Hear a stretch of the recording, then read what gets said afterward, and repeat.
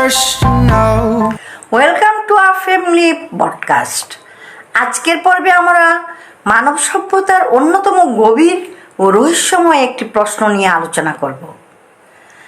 চেতনার কঠিন সমস্যা। মস্তিষ্ক কি চেতনাকে সৃষ্টি করে, নাকি চেতনা মস্তিষ্ককে ব্যবহার করে? প্রশ্নটি শুনতে সহজ, কিন্তু মানব সভ্যতার সবচেয়ে কঠিন দার্শনিক প্রশ্নগুলোর একটি। আমাদের মস্তিষ্ক কিভাবে কাজ করে সেটা বিজ্ঞান অনেকটা ব্যাখ্যা করতে পারে, কিন্তু প্রশ্ন হলো কেন এবং কিভাবে এই জৈবিক কার্যকলাপ থেকে জন্ম নেয় ব্যক্তিগত অনুভূতি, আনন্দ, বেদনা, ভালোবাসা কিংবা আমি হওয়ার অভিজ্ঞতা। কেন আমরা অনুভব করি? কেন লাল রং শুধু দেখা যায় না, বরং লাল বলে অনুভূত হয়? কেন ব্যথা কেবল স্নায়ুর সংকেত নয়, বরং কষ্ট হিসেবে অনুভূত হয়? বিজ্ঞানীরা বলবেন চোখের রেটিনায় আলো পড়ে, সিগন্যাল অপটিক নার্ভ দিয়ে মস্তিষ্কে যায়, তারপর মস্তিষ্ক রং শনাক্ত করে। কিন্তু এখানেই শেষ নয়, আসল রহস্য হলো এই বৈদ্যুতিক সংকেত কিভাবে ব্যক্তিগত অভিজ্ঞতার রূপ নেয়।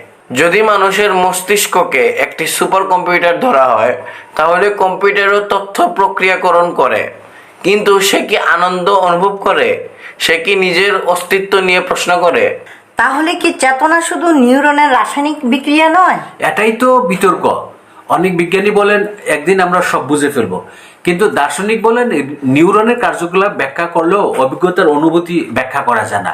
এটি চেতনার হার্ট প্রবলেম। এখানে একটা বিখ্যাত উদাহরণ আছে, মেরি জুম। ধরুন মেরি একজন বিজ্ঞানী। সে সারা জীবন সাদা কালো ঘরে থেকেছে। সে রং সম্পর্কে সব বৈজ্ঞানিক তথ্য জানে, কিন্তু যখন সে প্রথমবার লাল গোলাপ দেখলো, তখন কি সে নতুন কিছু জানলো? অবশ্যই জানলো, কারণ বই থেকে লাল শেখা আর নিজের চোখে লাল অনুভব করা এক জিনিস নয়। ঠিক তাই, জ্ঞান আর অভিজ্ঞতা এক নয়। এ পার্থক্য চেতনার রহস্য। তাহলে ইসলাম এই বিষয়ে কি বলে? ইসলাম মানুষকে শুধু দেহ হিসেবে দেখা হয় না। কুরআনে আল্লাহ বলেন তিনি মানুষকে সৃষ্টি করে তার মধ্যে তার নির্দেশে রূহ ফুঁকে দিয়েছেন।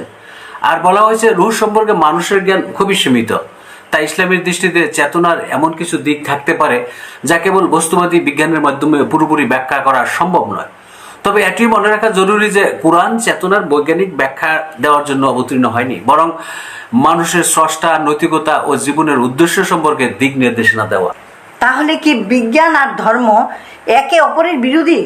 সবসময় নয়। বিজ্ঞান ব্যাখ্যা করে কিভাবে, হাউ, আর ধর্ম দর্শন প্রায় প্রশ্ন করে কেন, হোয়াই।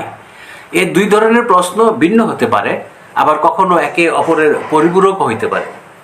কৃত্রিম বুদ্ধিমত্তা, এআই, আর্টিফিশিয়াল ইন্টেলিজেন্স কি কখনো সত্যিকারের সচেতন হতে পারবে? এখনকার এআই ভাষা বুঝতে পারে, ছবি তৈরি করতে পারে, এমনকি মানুষের মতো কথাও বলতে পারে, কিন্তু সে কি সত্যি আনন্দ, বেদনা, ভালোবাসা কিংবা অনুশোচনা অনুভব করে কিনা এর কোনো প্রমাণ নেই। সে আচরণ অনুকরণ করতে পারে, কিন্তু অভ্যন্তরীণ অভিজ্ঞতা আছে কিনা সেটি মূল প্রশ্ন। অর্থাৎ আমরা অন্য মানুষের চেতনা সরাসরি দেখতে পারি না, শুধু তাদের আচরণ দেখে অনুমান করি। ঠিক, একদম ঠিক। তাই চেতনা একদিকে ব্যক্তিগত অভিজ্ঞতা, অন্যদিকে বৈজ্ঞানিক গবেষণার সবচেয়ে জটিল বিষয়। তাহলে শেষ প্রশ্ন, আমরা কি কোনোদিন এই রহস্যের সমাধান পাবো? হয়তো পাবো, হয়তো কখনো পুরোপুরি পাবো না। যেমন একসময় মানুষ বজ্রপাতকে অলৌকিক ভাবত, পরে বিজ্ঞান অনেক কিছু ব্যাখ্যা করেছে। কিন্তু এটাও সত্য যে চেতনা একটি বাস্তবতা যা বোঝার জন্য আমাদের বর্তমান বৈজ্ঞানিক ধারণার বাইরেও নতুন তথ্যের প্রয়োজন হবে।